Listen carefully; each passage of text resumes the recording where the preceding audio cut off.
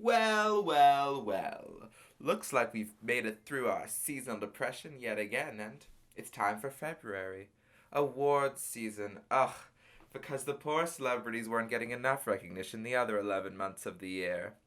Today, I'm going to be talking about something I really love film, cinema, and Hollywood. I tried to make my look black and white, unlike the Oscars. Keep in mind that while I'm reading these films, it's all in good fun. Every single film this year has really shown a level of craftsmanship, and I have a great deal of respect for all of these filmmakers. In the end, I'm just a young, film loving crossdresser, and, well, they're old film loving crossdressers. Joker. This film taught me everything I know about makeup and comedy. Poor Arthur, no matter how hard he works, he just can't make his material funny. That's how director Todd Phillips probably felt during the entirety of the Hangover trilogy. Say what you want about this film, and trust me, I'm going to say what I want, but I still get chills every time I watch the perfectly shot and cut together trailer with Smile playing. It's just brilliant. This film, while being a lot better than the film community gives it credit for, is also a lot worse than the incel community gives it credit for. Joaquin's performance is the gift that keeps on giving. Every time he wins a well-deserved award for it, I look forward to the rambling and brutally honest speeches that will follow. Honestly, I love a lot of things about this film.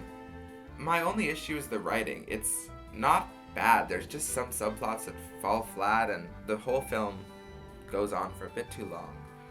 Another thing is, I wish they had ended it right after his interview. So he's just killed Robert De Niro, and he could have just gone up to the camera and done the thing where he bangs his head against the glass like we've seen him done before. That would have been a perfect ending. I understand they had to have him kill Bruce Wayne's parents. As much as the newspapers are trying to say that this film is going to destroy the world and cause a meltdown, I'd like to think it actually had a positive effect. By exposing a demographic whose previous interactions with film were on Pornhub in their mother's basement to the world of cinema. Okay, actually that was rude of me. They've probably watched the Fast and the Furious series. I'd say that this film gets about 3.7 out of 5. Once Upon a Time in Hollywood. Oh, don't get me started, is what the plot said until 3/4 through this movie. As someone who's read a lot about Charles Manson and genuinely enjoys most of Tarantino's films, even though he's a little bit of a questionable man, I would give this film 4 out of 5 dirty exposed toes. So I saw this one with a friend who knows very little about Manson, but is also a big fan of Tarantino's work, and she hated it. Come to think of it, maybe she just kind of liked women's rights, so that might have been why she hated it. So much is going on in this film. We have a Western-obsessed, skirt-chasing, egotistical Hollywood mogul. Wait, is that the director or the main character? So we've got Rick Dalton, great performance by Leo, I think one of his best ever. We have his stuntman and Man Crush Monday, Cliff Booth.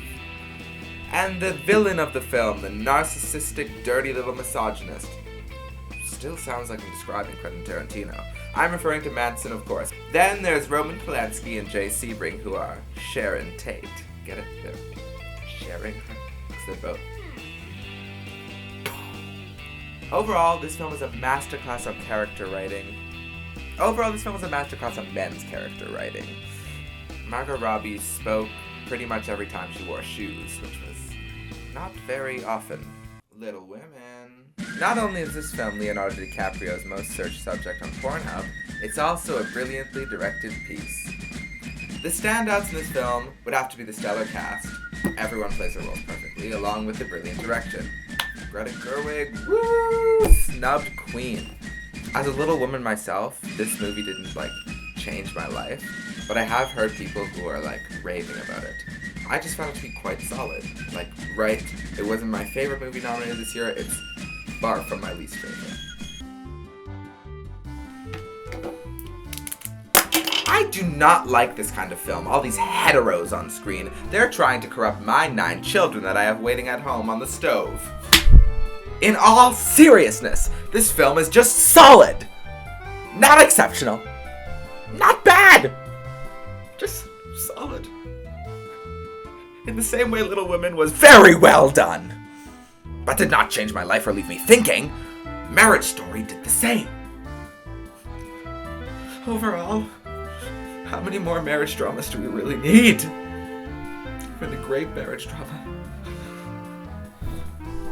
still feels tired compared to the other films it's up against. Rather than talking about this film, I would like to play a game.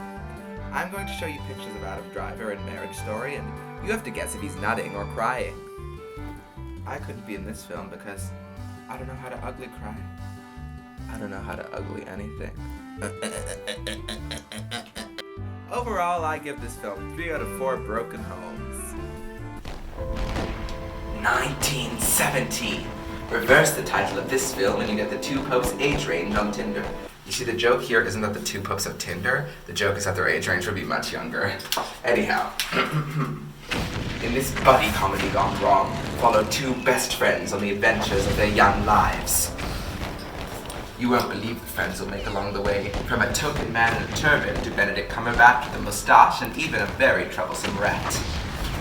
You see, these best friends go on a mission. When me and my best friends go on a mission, it's usually to the grocery store to get garlic bread. Meanwhile, these two fellows look like actors on their mission, and me and my best friend look like the two popes. And while I agree with director Sam Mendes that it is very important to remember the atrocities of the First World War, this feels more like an excuse to make this film than a reason. Ah! Get down! Get down! Oh no! You see, the writing of this film is just not... The writing of this film is just rather lazy. There's no character development. One character's character arc is he goes from being not very dead to being quite thoroughly dead. The other character's arc is that he goes from being unable to speak French to being almost fluent so that the audience won't have to read too many subtitles.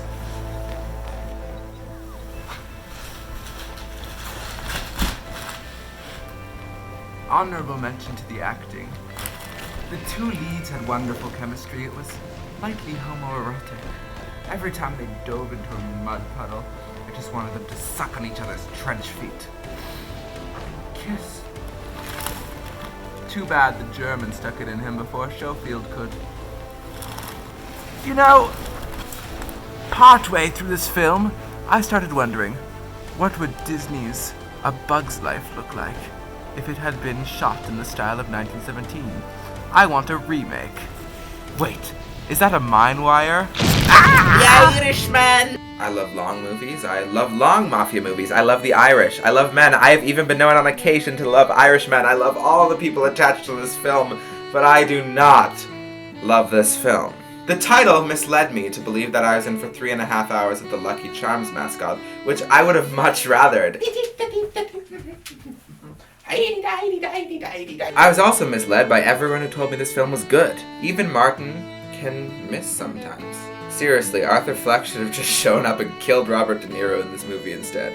Preferably in the first 20 minutes so I wouldn't have had to watch the rest. Since this is a 3.5 hour mob epic, I cannot help but compare it to another 3.5 hour mob epic, The Godfather Part 2. To me, The Godfather is pretty much a masterclass in character development. Every character in that movie has their own arc and storyline. Whereas The Irishman seems to have thrown character development out of the window. Like, the characters start less violent and get more violent. The Godfather Part 2 is one of those movies that really engages you intellectually. Like, you've gotta be paying attention, because there's so much that is left to the audience to figure out and understand. Whereas in The Irishman, any character information or really important plot points is mushed up and spoon-fed to the audience. Speaking of mushed up and spoon-fed, the leads shouldn't have come out of the nursing home for this one. I'm not going to remember this film, and they probably aren't either. Everyone's saying this is a great historical piece, but the more I read about it, the more factual issues I find. The big boomer rebuttal about this film is, you kids don't understand because you didn't know the history. They had 3.5 hours. They could have explained a little bit of history. They weren't doing anything else with the time. Also, the CGI, I know it's been commented on, but could they not have just called up Cher's plastic surgeon? Overall, it's an Al Pacino no from me. The New York Times described this film by saying a monument is a complicated thing. This one is big and solid. Ooh, for this film to be big and solid, it's gonna need more Viagra than, well, Martin Scorsese. Parasite! This film is part of my double feature alongside Call Me By Your Name. Each time I read more about this film, I find it more terrifying and thrilling and incredible. I thought the Stone did an okay job in its role. Like, there were some scenes where it was really subtle and nuanced, but then there were others where it really hit you over the head. I think this film is a great film to introduce people to foreign film, and I hope it gets people more excited about foreign films in the future. On that note, let's talk about the foreign film nominations. Les Miserables! I dare theater kids to gay ship this version of the story. This film treats the original as like a springboard to jump off of, as well as like the well they go to get their ideas. It captures the political intensity of the original work in a way that would be really hard to do in a period drama. It's an absolute tragedy that we can't have both this film and Portrait of a Lady on Fire recognized at the Oscars. Both French films are so vital. Portrait of a Lady on Fire shows us love and beauty in a feminist perspective in the way that we really, really need to see these days, while Les Miserables takes a looking glass and shows you the anger and the hatred going on in the world, as well as arms you to fight it. Pain and Glory. I love how it weaves from like his work relationship to his mother, to his former boyfriend, to his time as a child, and the way that it's all tied together in the end is actually somewhat uplifting for such a tragic film. And the painting! I haven't been able to see Honeyland or Corpus Christi yet because I haven't been able to find somewhere Honeyland's playing, and Corpus Christi is just about to open at the movie theater near me. So I'm really excited to see those. Sorry I can't talk about those. I'm ashamed to say I've not yet seen A Beautiful Day in the Neighborhood, even though it features my namesake, but I swear I'm going to see it this weekend. Now time to talk about Cars. Cars 2? Ford versus Ferrari. Same plot. I honestly couldn't bring myself to spend money on this film. I had no interest in it. I've seen Cats 4 times. I keep hearing the push that, like, we should remove Best Actor, Best Actress, make gender-neutral acting category. But do you really, really want to give the Oscars another category where they can snub women? No matter who wins this year, I'm sure it will be the white choice. Are you delighted for Sadie? What's for this movie? I didn't read this movie and I heard you ready to go to get more reading the Boy, if I had a pope for every shot in 1917, I'd have the two popes. I'm so sad this isn't nominated for Best Picture. The film is condemned because it's about the Catholic Church. Evil organization, we know. That's like condemning The Irishman because it's about the mafia. Come to think of it, please condemn The Irishman so I never have to hear about it again.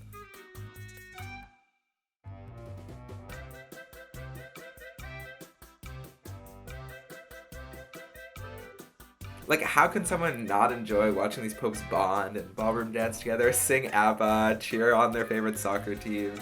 I know that some of us left-leaning waste youths are so anti-religion we refuse to even listen to anything about these organizations. But I beg you, please watch this gem. It's important to understand Catholicism. It's so deeply ingrained in our society.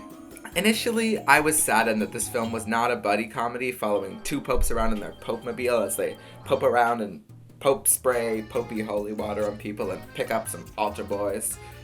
Hahowever, it ended up being like my top drama of the year. This film could have easily fallen into that trap that most films based on plays do, where it's a two-hander featuring legacy actors and it just cuts back and forth and kind of falls flat. But no. Instead, we watch the current pope, OK Boomer, his predecessor, and it's awesome. This film jumps through styles, it jumps through time, it's fast-paced, it gives you so much to think about. It's this multilingual, globe-trotting, hilarious, and touching tribute to change and self-acceptance. Sure, this film is, at surface level, about the two popes, but really, the writers are using it as a vessel to tell this deeper story about change and self-discovery. Overall, I give this film 2 out of 2 popes. Boy, if I had a pope for every time I said that. Okay, so I admit it. I'm silly, officially. I forgot to film the bit about my favorite film. I'd been saving my favorite film to talk about last, and then, after shooting the 1917 bit, my brain just went and then I forgot to talk about it. Another film that was snubbed in every category, including documentary and feature film, was Cats. Comment if you like Cats. I've seen it 5 times, but I'm going to save talking about that for another video. Maybe even a 9-part series, one for each life of the cat, where I really dissect it. So I got all dolled up again, new outfit, even though my wig is a mess from the whole 1917 thing, because I just absolutely love this film. I don't cry in movies. Like, I might be able to squeeze a tear and a half out of my eyes during Mr. Perlman's speech in Call Me By Your Name, but that's pretty much it. Then I saw Jojo Rabbit when it won the People's Choice Award at TIFF. This film is about a young boy who unlearns hate. It's unpretentious, it's funny, and it's even controversial enough to attract fans from outside the usual community of cinephiles. It's shot beautifully, if I may say. So if you're not into the story, please see it even just for that. I didn't just cry during this movie, I sobbed at the end, the first 2 times I saw it. I went to the gift shop of TIFF after to get a TIFF mug, and my friend had to basically do all the dealing with my coins and stuff because I was just in awe. I've seen this film in theaters 4 times and really analyzed it, and in my eyes it's virtually a perfect film. Every theme or motif that gets started in the movie gets an ending, even if it's completely evolved, even if it starts as a joke and ends as something that's really, really touching. The entire cast is amazing, each brings their own quirks and spins to their characters, but the one actress who I think isn't getting enough attention is Thomasin McKenzie. She plays the Jew in the Wall, Ilsa. She captures the sadness of the character, but also does a great job of really showing us her desire to live and her love of beauty and her love of the world. Thomasin McKenzie, if you're out there, I just want to be your friend. I think you are so cool and such a brilliant actress. And then there's that last scene.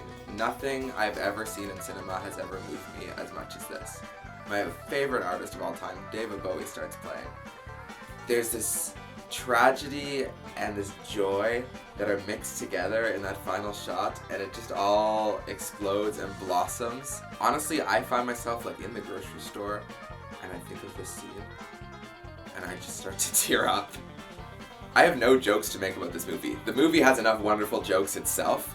Just please see it. I think it's been criminally overlooked. On that note, I was reading an article after filming the first part of the video. It was about an anonymous Oscar voter. She didn't want a non-American director to win an American award, so she was voting for Tarantino.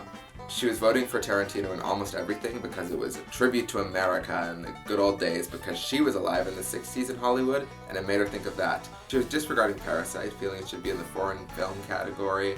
She even found a way to be rude to Greta Thunberg, even though Greta Thunberg had nothing to do with it. The only thing I can say to the entire Academy after reading that is, okay, boomers. Yeah. Oscars. If you like yelling, Marriage Story, Irishman, it's long and boring. 1917, they're warring, subtlety, see pain and glory. I can't really speak on Ford versus Ferrari. Why wasn't Adam Sandler invited to a party? Another snub was J-Lo's ab. Political Les Miserables, Parasite had lots of stares. Joaquin Phoenix had green hair. Quentin jerking Oscar off. Greta Gerwig has been robbed. Corpus Christi, Honeyland, how many popes can one girl stand? If it went how I would have it, top spot goes to Jojo Rabbit. P.S. Thomasin McKenzie, can I be your Wendy? That's the Oscars 2020. It looks like a blizzard out there, honey. That's it. Quentin can go thank himself. 'Cause me, I am Tom Hanks herself. With 3 X's. Congrats to my namesake, by the way. You're gonna do great, honey.